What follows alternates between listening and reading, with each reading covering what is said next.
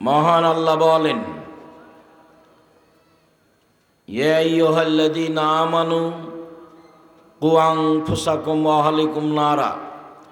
পৃথিবীর মানুষ, তোমরা তোমাদের পরিবারকে জাহান্নাম থেকে বাঁচাও। মানে পরিবারের মালিক তার ছেলে মেয়েকে, আহাল পরিবারকে জাহান্নাম থেকে বাঁচাতে পারে। এই পথঘাট বাপ মায়ের হাতে রয়েছে, যা আল্লাহ তাআলা বলেন। কিভাবে আপনি পরিবারকে জাহান্নাম থেকে বাঁচাবেন? আপনার ছেলে মেয়ে তো স্কুলে ঢুকেই বলছে সকালে উঠে, ও কালিমা তোমার আকাশ, ও কালিমা তোমার বাতাস। তো কালিমার তো আর আকাশ বাতাস নয়, বা আকাশ বাতাস তো আল্লাহর। তো আপনার ছেলে মেয়ে এখানে জাতির কি কল্যাণ করতে পারে? ও তো নিজেই মুশরিক, ওর শিক্ষক মুশরিক, ওর প্রতিষ্ঠান মুশরিক, ওর জাতি মুশরিক। ও তো কখন মুশরিক হয়ে দিনরাত ঘুরে বেড়াচ্ছে, তার তো হিসাবই নাই। সাবান রাদিয়াল্লাহু তাআলা আনহু বলেন, রাসূল সাল্লাল্লাহু আলাইহি সাল্লাম বললেন, পৃথিবীর মানুষ, আমার জাতির উপরে বড় আশঙ্কা। আমি তোমাদের উপরে আশঙ্কা করে গেলাম তিনটি বিষয়ে। এক, আইম্মাতাম মুজিল্লিন, ভ্রান্ত হুজুর। হুজুর হবে ভ্রান্ত, এটা আমার আশঙ্কা, এটা আমার ভয়। তিনি অন্য জায়গায় বলেন যে হুজুরকে দেখতে লাগবে হুজুর, তার অন্তর হবে শয়তানের অন্তর। হাদিস বুখারী মুসলিম। এই কথা রাসূল সাল্লাল্লাহু আলাইহি সাল্লাম বলেন। তিনি বলেন, আলেম ওলামা আমার সুন্নাত ছেড়ে দিয়ে অন্য সুন্নাত ধরে নিয়ে বলবে এইটাই রাসূলের সুন্নাত। আমার আদর্শ ছেড়ে দিয়ে অন্য আদর্শ গ্রহণ করে বলবে এইটাই রাসূলের আদর্শ। রাসূল সাল্লাল্লাহু আলাইহি সাল্লাম বললেন, পৃথিবীর মানুষ মনে রেখো, আমি তিন বিষয়ে আশঙ্কা করে যাচ্ছি। তার একটি হচ্ছে ভ্রান্ত হুজুর। দুই, ওয়াসাতালতাহিকু কাবাইলু মিন মুতাবিল মুশরিকিন, আমার উম্মত হিন্দুদের সাথে মিশে যাবে, এইটা আমার ভয়। আমার উম্মত হিন্দুদের সাথে মিশে যাবে, এইটা আমার আশঙ্কা। জাতির সামনে আমি আশঙ্কা করে গেলাম। তিন, ওয়াসাতাবুদু কাবাইলু মিনাল আওসান, আমার উম্মত মূর্তি পূজা করবে। আমরা নাকি সরস্বতী, ভগবতী, কালী, দুর্গার পূজা করব।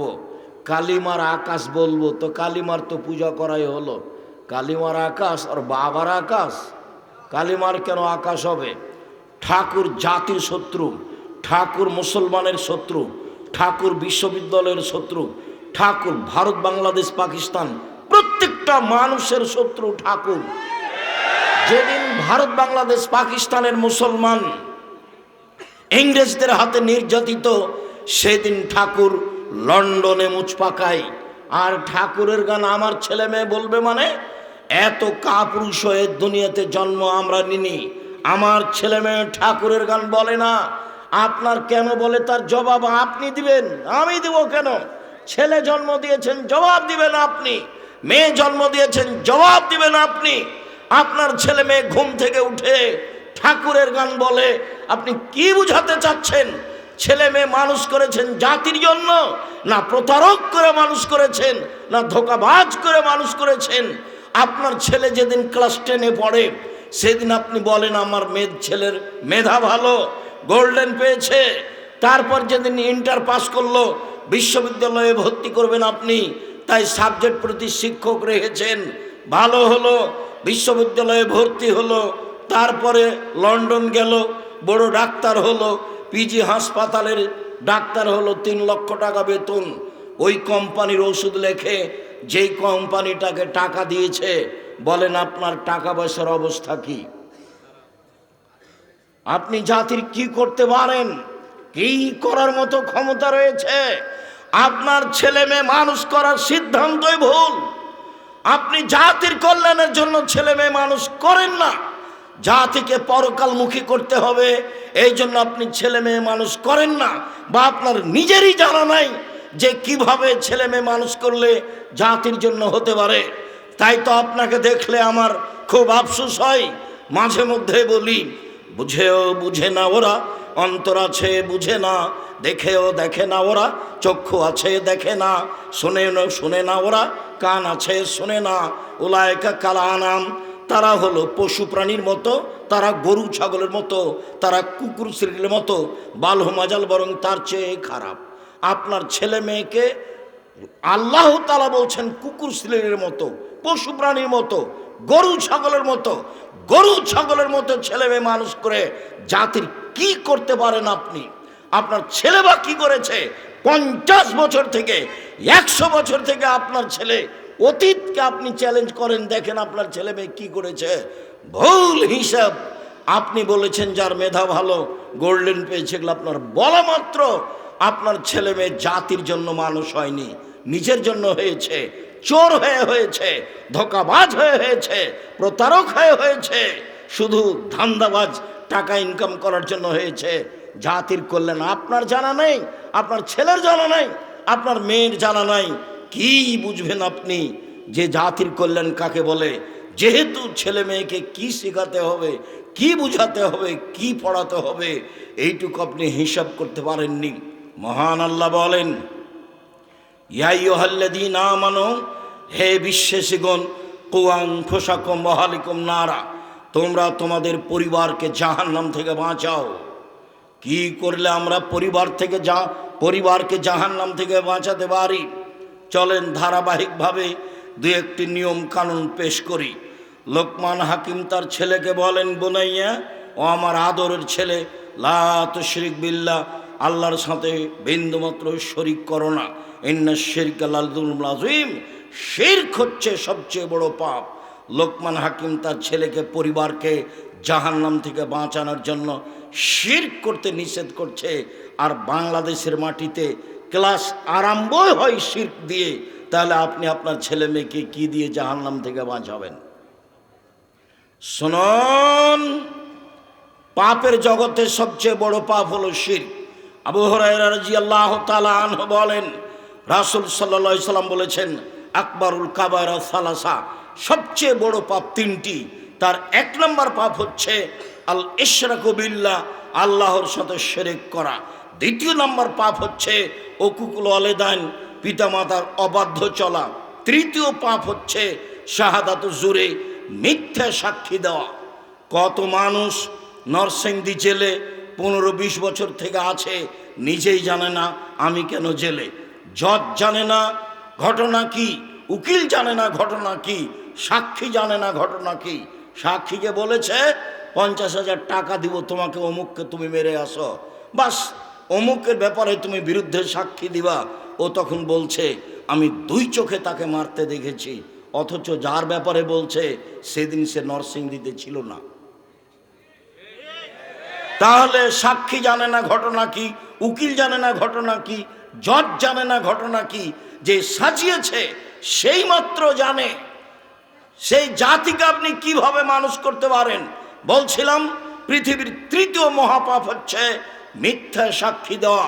1 নম্বর মহাপাপ হচ্ছে শিরক করা। এই জাতি শিরকে ডুবে আছে। বাংলাদেশে শিরকের বন্যা চলে, অবাক হলেও সত্য। ওর জন্মসূত্রই হচ্ছে শিরক, ওর ভিত্তি হচ্ছে শিরক, ওর চলাফেরা হচ্ছে শিরক, ওর শিক্ষা হচ্ছে শিরক, ওর খাওয়া দাওয়া হচ্ছে শিরক, তার জীবন হচ্ছে শিরক। সে জাতির কি করতে পারে? মুআয রাদিয়াল্লাহু তাআলা আনহু বলেন, রাসূল সাল্লাল্লাহু আলাইহি সাল্লাম বললেন, শোনো মুআয, লা তুশরিক বিল্লাহ আইন কতলতা হুররিকতা, জ্বালিয়ে দেওয়া হয় যদি, জালেম তোমাকে জুলুম করে আগুনে জ্বালিয়ে দেয়, জ্বলে যাও, শিরক করো না। মুআয শোনো, জালেম যদি তোমাকে হত্যা করে, জুলুমে নিহত হয়ে যাও, শিরক করো না। শিরক মহাপাপ, জ্বালিয়ে দিলে জ্বলে যাও, শিরক করো না। হত্যা করা হলে নিহত হও, শিরক করো না, শিরক মহাপাপ। বাংলাদেশের মাটিতে শিরকের বন্যা চলে।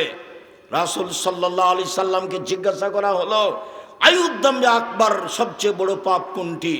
তখন তিনি বললেন, আনতাদু আল্লাহ নিদ্দান ওয়া খালাকাক, তোমাকে যে সৃষ্টি করেছে তার সাথে তুমি শিরক করো, এটাই হচ্ছে বড় পাপ। সম্মানিত দিনী ভাই বোন, আবু হুরায়রা রাদিয়াল্লাহু তাআলা আনহু বলেন, রাসূল সাল্লাল্লাহু আলাইহি সাল্লাম একদা বললেন, পৃথিবীর মানুষ 7টি ধ্বংসাত্মক জিনিস থেকে বেঁচে থাকো যাতে তোমরা ধ্বংস হয়ে যাবা। তার একটা হচ্ছে শিরক বিল্লাহ, আল্লাহর সাথে শিরক করা। প্রত্যেক হাদিসে 1 নাম্বার পাপ এসেছে শিরক করা। শিরক মহাপাপ। আনাস রাদিয়াল্লাহু তাআলা আনহু বলেন, রাসূল সাল্লাল্লাহু আলাইহি সাল্লাম বলেছেন, আল্লাহ তাআলা বলেন, ইবনা আদম মা দাওয়াতানি ওয়া রাজাউতানি, তুমি আমাকে যেভাবে ডাকো আমি সেভাবে থাকি, তুমি যেভাবে বলো আমি সেভাবে শুনি, তুমি আমাকে কাছে ক্ষমা চাইলে আমি ক্ষমা করে দিই, আমি পরোয়া করি না তুমি কত বড় পাপী, আমি পরোয়া করি না তুমি কত বড় পাপী, তুমি যেভাবে ডাকো আমি সেভাবে থাকি, তুমি যেভাবে বলো আমি সেভাবে শুনি। আদম সন্তান শোনো, লাউ বালাগাত যুনুবুকা আনানাস সামায়ে, তোমার পাপ বেশি হতে হতে যদি আকাশে লেগে যায়, পাপ আর পাপ, আকাশ জমিন পরিপূর্ণ পাপ, তুমি যদি আমার কাছে ক্ষমা ভিক্ষা চাও আমি তোমাকে ক্ষমা করে দিব, আমি পরোয়া করি না তুমি কত বড় পাপী, তুমি যেভাবে ডাকো আমি সেভাবে থাকি, তুমি যেভাবে বলো আমি সেভাবে শুনি। আল্লাহ তাআলা দুনিয়াতে এভাবে বলছেন, বলেন বিচারের মাঠে তিনি আবার আমাদের সামনে আসবেন, আমাদের সামনে এসে বিচারের মাঠে বলবেন, ইবনা আদম, আদমের ছেলে মেয়ে শোনো, তুমি যেই পরিমাণ পাপ নিয়ে উপস্থিত হয়েছ আমি আল্লাহ সেই পরিমাণ ক্ষমা নিয়ে উপস্থিত হয়েছি। তোমার যেই পরিমাণ পাপ আমার সেই পরিমাণ ক্ষমা, তোমার যেই পরিমাণ পাপ আমার সেই পরিমাণ ক্ষমা, তোমার পাপ যত আমার ক্ষমা তত, তোমার পাপ যত আমার ক্ষমা তত। যদি শিরক না হয়ে থাকে, শিরকের পাপ ক্ষমা হবে না বিচারের মাঠে। শোনো, শিরকের পাপ ব্যতীত সব পাপ আমি ক্ষমা করে দেব। তাহলে বাংলাদেশে বসবাস করে কি করবেন? কি করলেন আপনি? আপনিই বা কি করলেন? ছেলে মেয়ে বা কি করে? লোকমান হাকিম বলছেন, আব্বু শিরক করবা না জীবনে। এরপরে তিনি বলেন, ইয়া বুনাইয়া আকিমিস সালাহ, আব্বু তুমি সালাত আদায় করো। পরিবারকে বাঁচাতে গিয়ে লোকমান হাকিম তার ছেলেকে বলছেন, আব্বু তুমি সালাত আদায় করো। মানুষের জীবনে সবচেয়ে জরুরি কাজ সালাত আদায় করা। রাসূল সাল্লাল্লাহু আলাইহি সাল্লাম বলেন, মৌরু আওলাদাকুম বিসসালাত ওয়াহুম আবনাউ সাবঈ সিনিনা, তোমরা তোমাদের ছেলে মেয়েকে সালাত আদায় করতে বলো যখন তার বয়স 7 বছর। ওয়াদরিবহুম আলাইহা ওয়াহুম আবনাউ 10 সিনিনা, তুমি তাকে পিটিয়ে সালাত আদায় করাও যখন তার বয়স 10 বছর। বাপ বেঁচে আছে, ছেলে মেয়ের বয়স 10 বছর সালাত আদায় করে না, তখনও সে বাপ। এটা ভুল কথা। কাপুরুষকে বাপ বলে কি হবে? সে তো বাপের দায়িত্ব পালন করে না, রাসূল সাল্লাল্লাহু আলাইহি সাল্লামের আদেশ মানে না। জাহান্নাম থেকে পরিবারকে বাঁচাতে হলে সালাতের বিষয়টি বলতেই হবে। সালাত এমন একটি ইবাদত যার উপরে নির্ভর করে অন্যান্য ইবাদত। সালাত এমন একটি ইবাদত, এই ছেলে বসো, যারা আপনারা রাস্তায় ঘোরাঘুরি করছেন একটু ইতস্তবোধ করেন, লজ্জাবোধ করেন, রাস্তায় হাঁটছেন কেন? ওই যে মহিলার মতো হ্যাঁ হ্যাঁ করে এসেছে আবার হ্যাঁ করে চলে যাচ্ছে। জবাব আমি দিব? ওর বাপ দিবে? ওর মা দিবে? জবাব আমি দিব কেন? তো ওই মহিলাকে ওর বাপে পিটাবে। আল্লাহর নবী বলছেন পিটাতে। আবু বকর সিদ্দিক রাদিয়াল্লাহু আনহু পিটিয়ে জাতিকে দেখিয়ে গেলেন, মেয়ে কোনোদিন বাপের কাছে বড় হয় না, মেয়ে কোনোদিন বাপের কাছে বড় হয় না। বাপই তাকে কন্ট্রোল করবে। রাস্তায় ঘুরে বেড়াচ্ছে কেন? জবাব আমি দিব। দোকানের সামনে আপনার মেয়ে দাঁড়িয়ে আছে, আমি জবাব দিব কেন? জন্ম দিয়েছেন আপনি, জবাব দিবেন আপনি। প্রস্তুত থাকেন। তাহাজ্জুদ পড়ে জান্নাত কেনা সহজ নয়। ছেলে মেয়ের জবাব দিতে হবে, কঠোরভাবে জবাব দিতে হবে। এর জন্য আপনি প্রস্তুত থাকুন।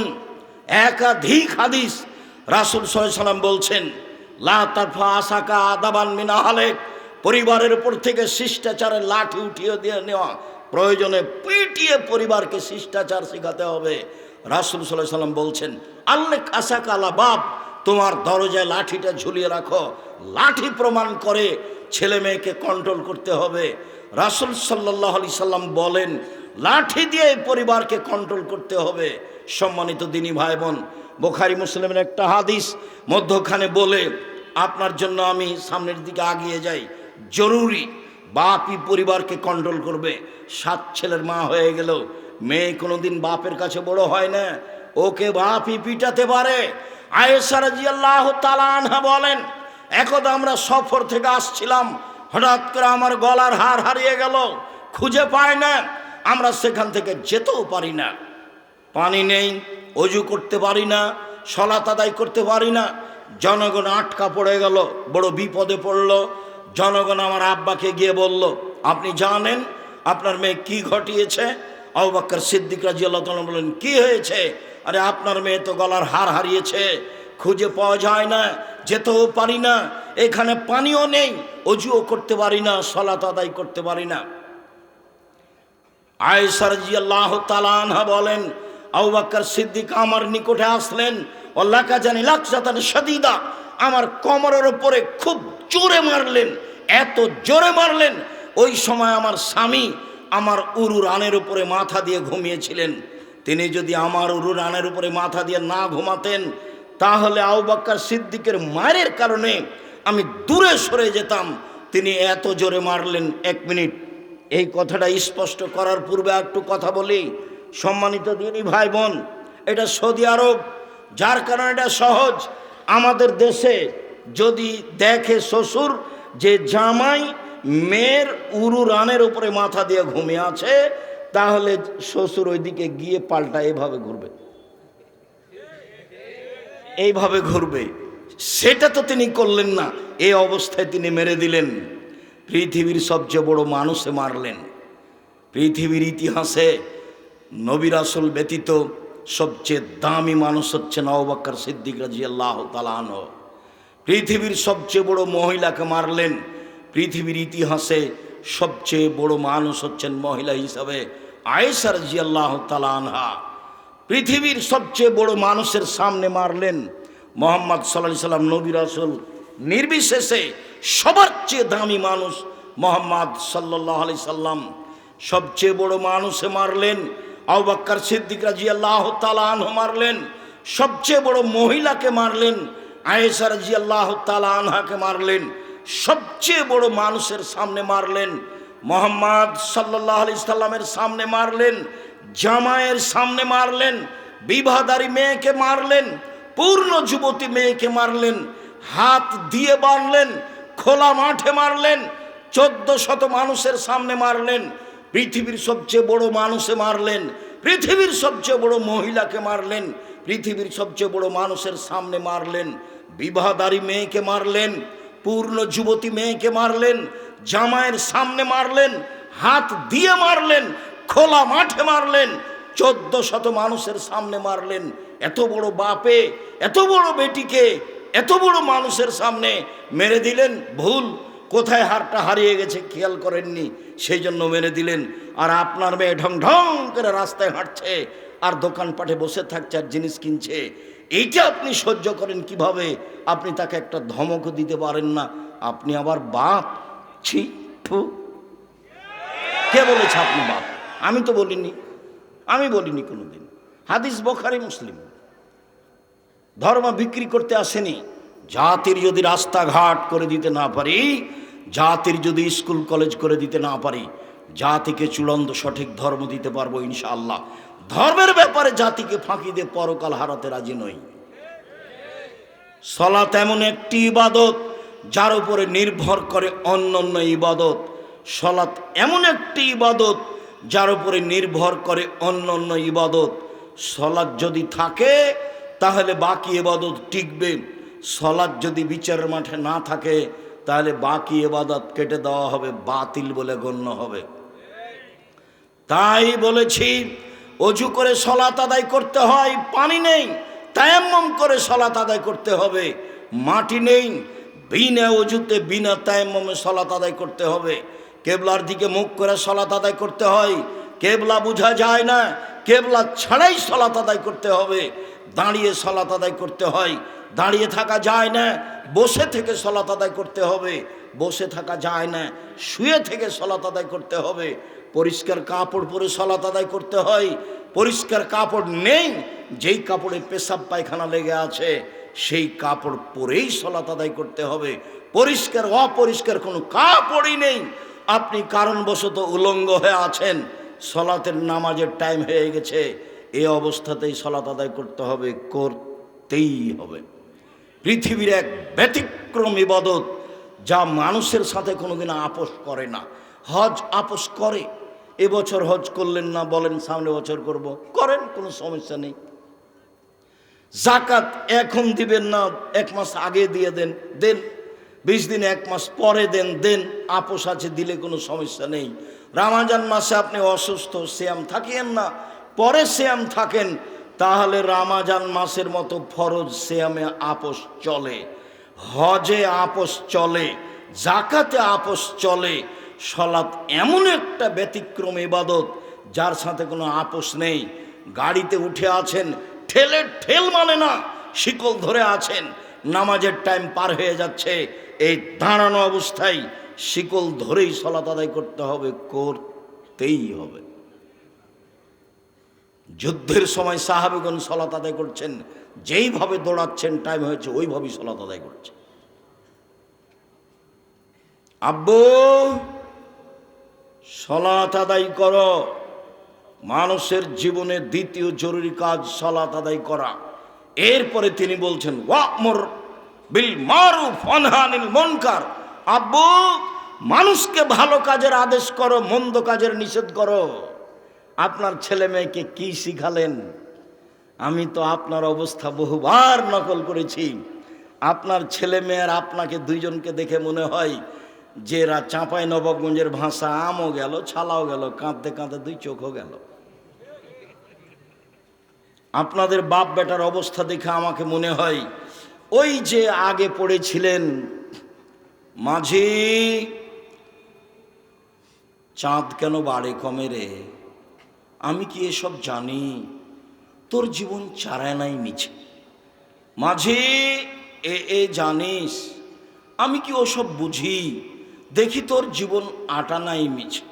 মাঝি এগুলো কি বুঝিস, আমি কি এসব জানি, দেখি তোর জীবন 12 আনাই মিছে। বাতাস উঠেছে, নৌকা হিলে উঠেছে। মাঝি বলছে বাবু সাঁতার জানো বাবু? তখন বাবু বলছে না রে মাঝি, না, আমি তো সাঁতার জানি না। তখন মাঝি বলছে বাবু এখন দেখি তোর জীবন 16 আনাই মিছে। আপনাদের বাপ বেটার জীবন 16 আনাই মিছে। কি করতে পারেন? বললেন যে আমার মেয়ে গোল্ডেন পেয়েছে, কত প্রশংসা, খালা বলছে, ফুফু বলছে, বোন বলছে, ভাই বলছে, সবার সামনে বলছে, প্রশংসার কোনো হিসাব না। অথচ পানি খরচ করতে জানে না, পায়খানা করে যে ছুঁচতে হবে সেটা জানা নাই। কিভাবে পায়খানা করার পরে কাপ পরিষ্কার করতে হবে, পানি খরচ করতে হবে সেটা তার জানা নাই। আর বাপও খুশি, মাও খুশি। কি করলেন জীবনে, জীবনটা 16 নাই মিছে। দেখেন লোকমান হাকিম বলছেন আব্বু ভালো কাজের আদেশ করো, মন্দ কাজের নিষেধ করো। আব্বু মনে রেখো এটাই হচ্ছে সবচেয়ে বড় কাজ, ধৈর্যের পরিচয় দাও। আব্বু ভালো কাজের আদেশ করো, মন্দ কাজের নিষেধ করো, এতে সমস্যা নেমে আসবে। ধৈর্যের পরিচয় দাও, ধৈর্যের পরিচয় দাও। ধৈর্যের পরিচয় দেওয়াই হচ্ছে জীবনে সবচেয়ে বড় সফলতা। এই কথা লোকমান হাকিম তার ছেলেকে বলেন। তিনি বলেন আব্বু রাস্তায় চলার সময়তে মধ্যম গতিতে চলবা। আব্বু মানুষের সাথে কথা বলার সময় নরম হয়ে কথা বলবা, মানুষকে উপেক্ষা করে বলবো না। শোনো, মানুষের সাথে কথা বললে কণ্ঠ নিচু করিও, জোর কণ্ঠ হচ্ছে গাধার কণ্ঠ। এইভাবে লোকমান হাকিম তার ছেলেকে উপদেশ দিচ্ছেন। উপদেশ কোরআন মাজিদে পড়ে আছে 1450 বছর থেকে। না আপনি নিজে পড়েন না আপনার ছেলে মেয়ে পড়ে, না আপনার বউ পড়ে, না আপনি নিজে পড়েন, একেবারে জীবন 16 আনাই মিছে। কি হবে এই জীবন দিয়ে? আপনি কি করতে পারেন জাতির? আপনার ছেলে মেয়ে জাতির কি করতে পারে? করেছে বা কি? দাপট দেখাবেন না, ক্ষমতা দেখায়েন না। দাপট দেখিয়ে, ক্ষমতা দেখিয়ে, মানুষকে জেল হাজতে দিয়ে অপমান করে খাটো করে বেঁচে থেকে লাভ নেই। সময় 45 মিনিট। যার যত জুলুম বেশি তার তত সময় কম। ফেরাউনের সময় কয়েক মিনিট। এই যে ডুবলো, এই যে ডুবলো, এই ডুবলো, আর নাই নাই নাই, ফেরাউন নেই। তারপরে আদ সামুদ হঠাৎ করে নেই, না কই আদ নেই, সামুদ নেই, খালি ইতিহাস আছে, শুধু ইতিহাস আছে, দেখতে দেখতে নেই। আদ সামুদ সবচেয়ে বড় জালেম, বিশাল ক্ষমতার অধিকারী। ফেরাউন বড় জালেম। অল্প সময়, আপনাদের নেত্রীর 45 মিনিট সময় দেখে হুঁশ করা দরকার। ক্ষমতা দেখাবেন না কাউকে, দলীয় দাপট দেখিয়ে মানুষকে অপমান করে খাটো করে বেঁচে থাকার চেষ্টা করিয়েন না। আপনি মাটির মানুষ, আবার আপনাকে তৈরি করা হয়েছে শুক্র কিট দিয়ে, দুর্গন্ধময় একটা পদার্থ দিয়ে। আপনার কোনো ক্ষমতাই নেই, আপনার কোনো মান নেই, আপনার কোনো মর্যাদা নেই। আপনি মাটির মানুষ, আপনি দাপট দেখান কেন? ক্ষমতা দেখান, মানুষকে অপমান করেন কেন? মানুষের জমিজাল করেন কেন? কেন এভাবে চাঁদা আদায় করেন? চাঁদা আদায় করবেন কেন? মানুষ বাড়িঘর করে, চাঁদা আদায় করতে যান কেন? এই ছেলে, ভিক্ষা করে খাওয়া বেটা, বাপ বেটা ভিক্ষা করে খাও, চাঁদা তোলো কেন? মানুষের উপরে রাহাজানি করো কেন? জুলুম করো কেন? ব্যবসায়ীর কাছে টাকা নিতে যাও কেন? ব্যবসা করে তোমার বাপকে, তোমার মতো শয়তান বাজে ছেলেকে টাকা দেওয়ার জন্য? তুমি তো একটা চোর, তুমি জাতির জন্য ভারী, তুমি পশু, তুমি প্রাণী, তুমি কুকুর সিরিয়ালের মতো। একজন ব্যবসায়ীর দোকানে গিয়ে ক্ষমতা দেখাও কেন? কে তোমাকে এগুলো করতে বলেছে? কখনো নয়। 90 সাল থেকে বলে আসছি, উপার্জনের পথ 4টা। 1, দিন মজুরি, সন্ধ্যায় টাকা শেষ। 2, জমি চাকরি, 25 দিনে বেতন শেষ। 3, জমি চাষ, সমান সময় আর না হয় লস, সমান সমান আর না হয় লস। 4, ব্যবসা। তখন আল্লাহ রসুল বললেন, পৃথিবীর মানুষ শুনে রেখো, সত্যবাদী বিশ্বস্ত ব্যবসায়ীরা জান্নাতের নবীদের সাথে থাকবেন।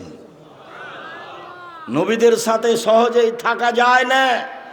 একজন সাহাবী রাতে রাসূলের কাছে অজুর পানি নিয়ে গেছেন আর মেসক। আল্লাহ রাসূল খুশি হয়ে গেছেন। খুশি হয়ে গিয়ে বলছেন, সালমা শেতা, তুমি কিছু চাও, যা চাও চাও। খুব খুশি আল্লাহ রাসূল। তখন সাহাবী বলছেন, আসআলুকা মুরাফাকাতাকা ফিল জান্নাহ, আপনার সাথে জান্নাতে থাকতে চাই।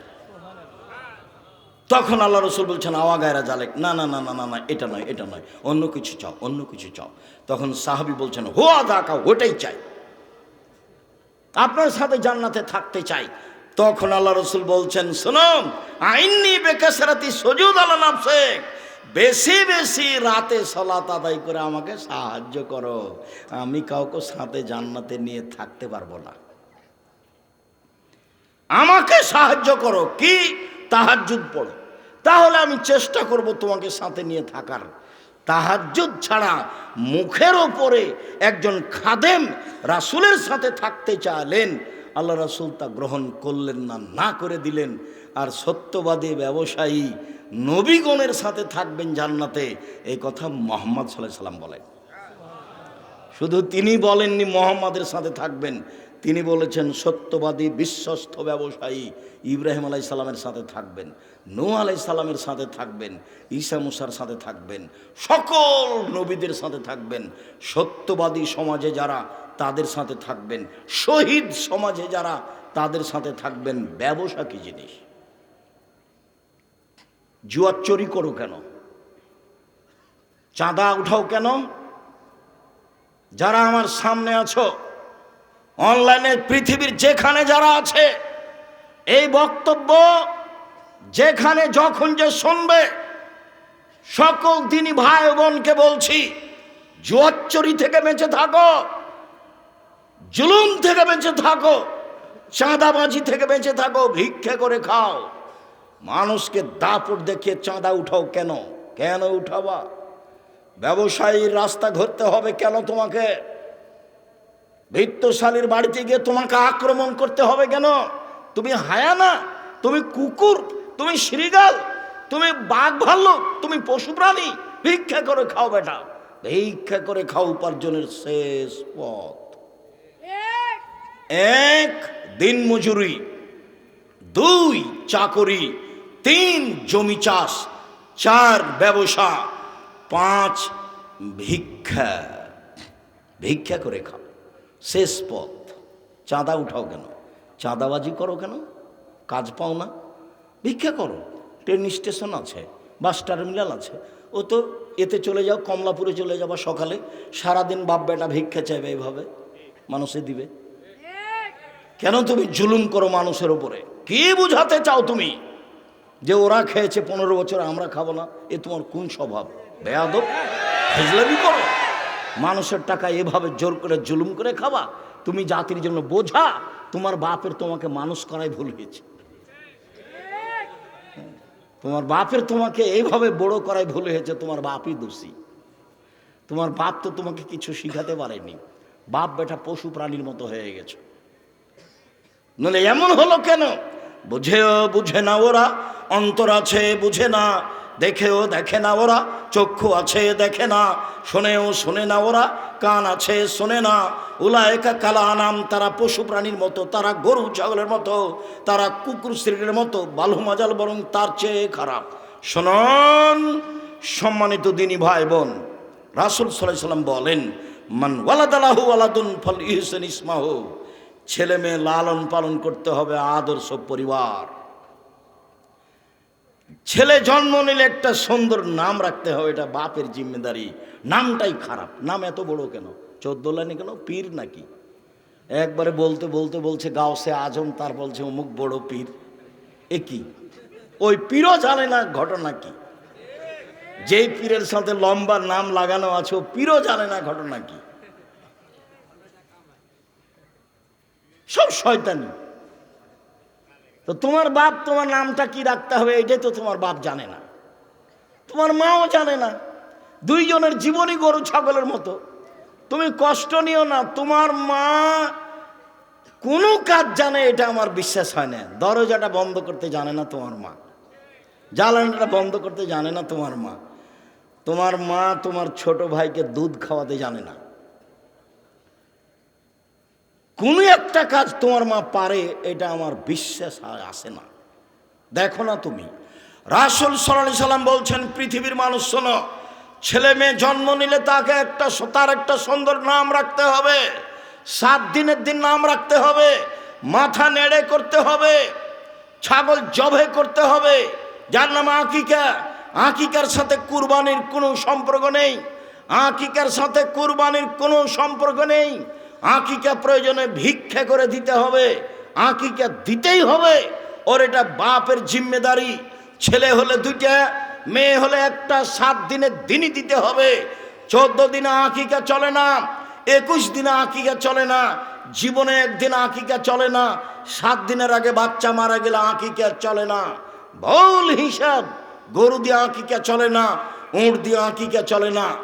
7 দিনের দিন পশু জবাই করতে হবে, মাথা নেড়ে করতে হবে, নাম রাখতে হবে, চুল সমপরিমাণ রূপা তার মূল্য দান করতে হবে। 4টা কাজ সেদিন বাপের জিম্মেদারি। কুরবানির সাথে আকিকার কোনো সম্পর্ক নেই। কুরবানি মানে দামি পশু, কুরবানি মানে দাঁত ঠিক, কুরবানি মানে কান ঠিক, কুরবানি মানে লেজ ঠিক, কুরবানি মানে চোখ ঠিক, কুরবানি মানে পা ঠিক, কুরবানি মানে তরুতাজা, কুরবানি মানে ঝকঝকে, কুরবানি মানে 7 ভাগে 9, একাই। টাকা আছে গরু দিয়ে দিবেন, আরও টাকা বেশি আছে রাজস্থান থেকে উট নিয়ে আসবেন, ষাঁড় দিবেন, না হলে খাসি দিবেন, না হলে ছাগি দিবেন, না হলে ভেড়া দিবেন। কে আপনাকে ভাগে কুরবানি দিতে বললো? খালি দাপট দেখালি হবে? বক্তব্যে একবারে মিম্বারে উঠে বলছে, কে বলছে চলবে না 7 ভাগে করবে না? এমন ফাটাইছে। 7 জন আর 7 পরিবারে এক নয়। মাওলানা আব্দুল্লাহিল কাফি আল কুরাইশি অনুমান আজ থেকে 70 বছর আগে বই লিখেছেন, ফতোয়া মাসাইল বই। মাওলানা আব্দুল্লাহিল কাফি আল কুরাইশি রাহিমাহুল্লাহ আজ থেকে 70 বছর আগে অনুমান বইয়ে লিখেছেন, একটি গরুতে 7টি পরিবার অংশগ্রহণ করবে, এরকম কোনো হাদিস আমি আব্দুল্লাহিল কাফি আল কুরাইশি জানি না। আর আমি আব্দুর রাজ্জাক বিন ইউসুফ সাধারণ খাদেম, আমি 97 সাল থেকে শরীয়ত তদন্ত করি, ফতোয়া লিখি। 16 সাল থেকে আমি ফতোয়া বোর্ড পরিচালনা করি। এই লম্বা সময় আমার তদন্তে একটা গরুতে 7টা পরিবার অংশগ্রহণ করবে এরকম কোনো হাদিস আমি অবগত হতে পারিনি। 7 ভাগ আর 7 পরিবারে এক নয়, 7 জন আর 7 পরিবার এক নয়, 7 জন আর 7 পরিবার এক নয়। কুরবানি দেন নেকির জন্য, ভাগে কেন দিলেন? বলছে যে আমার ভাগে কলিজা আসেনি। ও বলছে শুধু হাড়হাড্ডি এসেছে। বলছে ওর টাকা হারাম, এর টাকা হালাল। এটা কে আপনাকে করতে বললো এগুলো? এই বিপদ আপনি পড়লেন কেন? সম্মানিত দিনী ভাই বোন, 7ম দিনের নাম রাখতে হবে। রাসূল সাল্লাল্লাহু আলাইহি ওয়াসাল্লাম বলছেন ওয়াদা বাহুতাকে শিষ্টাচার শেখাতে হবে। যত হাদিস আসবে কয়েকটা পেশ করছি ধারাবাহিকভাবে, সবটাতেই বিদ্যার পরে শিষ্টাচার, বিদ্যার পরে শিষ্টাচার, বিদ্যার পরে শিষ্টাচার। ছেলে মেয়েকে শিষ্টাচার শেখাতে হবে। দোকানে এখন দাঁড়িয়ে আছে, আমি কথা বলছি, এটা শিষ্টাচার? এখন আপনার ছেলে দোকানে জিনিস কিনছে, জিনিস আজকে কিনতে হবে? জিলাপি আজকে কিনতে হবে? তুমি বোকা ছেলে, আজকে তুমি বাজার দোকান নিয়ে এসছো কেন? কালকে নিয়ে আসিও। আজকে তোমাকে ব্যবসা করতে হবে, কে বলল? আজকে তোমাকে ব্যবসা করতে হবে। আর আপনি কি করে ওখানে গিয়ে দাঁড়িয়ে থাকেন? আপনার একটু শরম হয় না, ইতস্তবোধ হয় না, হায়াবোধ হয় না, লজ্জাবোধ হয় না? আমি তো আপনার জন্য এসেছি, সেই চট্টগ্রাম থেকে আসছে আপনার সামনে কথা বলবো, সেই জন্য। আপনি কেন ওখানে দাঁড়িয়ে আছেন? শিষ্টাচার কাকে বলে? এই ছেলে, তোমার বোনের এখন নখটা বড় আছে, এটা শিষ্টাচার? নখে নেইল পালিশ আছে। ইহুদি খ্রিস্টানদের পতিতালয়ের মেয়েদের বৈশিষ্ট্য হচ্ছে নখে নেইল পালিশ দেওয়া। ইহুদি খ্রিস্টানদের পতিতালয়ের মেয়েদের বৈশিষ্ট্য হচ্ছে নখে নেইল পালিশ দেওয়া।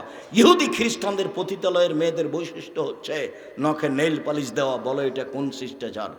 ভুরু তুলে চিকন করা, এটা একটা অভিশাপ। রাসূল বলছেন যে ভুরু তুলে চিকন করে তার উপরে অভিশাপ, তার উপরে অভিশাপ, তার উপরে অভিশাপ। যে দাঁত ছেলে চিকন করে তার উপরে অভিশাপ, তার উপরে অভিশাপ, তার উপরে অভিশাপ। রাসূল সাল্লাল্লাহু আলাইহি ওয়াসাল্লাম বলেন 3 শ্রেণীর মানুষ জান্নাতে যাবে না। তার 1 শ্রেণীর মানুষ হচ্ছে রাজলাতু মিনান নিসায়ে, পুরুষের বেশধারী নারী, যারা পুরুষের জুতা স্যান্ডেল পরে, যারা পুরুষের শার্ট প্যান্ট পরে, যারা পুরুষের পোশাক পরে, তাদের উপরে অভিশাপ, তাদের উপরে অভিশাপ, তাদের উপর অভিশাপ। আপনি ছেলে মেয়েকে কি শিখালেন? কি শিষ্টাচার শিখালেন? শুনুন, নবী রাসূলের বৈশিষ্ট্য 10টি, সব নবীর বৈশিষ্ট্য 10টি, সব নবীর খাসলাত, অভ্যাস, শিষ্টাচার 10টি। 1, কাসুসারে মোচ কেটে ফেলা। মোচ ব্লেড দিয়ে চাঁচা যাবে না, মোচ কেটে ফেলতে হবে। 2, এফাউল লোহা, দাড়ি বড় করতে হবে। দাড়ি ছোট করা কাবিরা গুনাহ, চেঁচে ফেলা কাবিরা গুনাহ।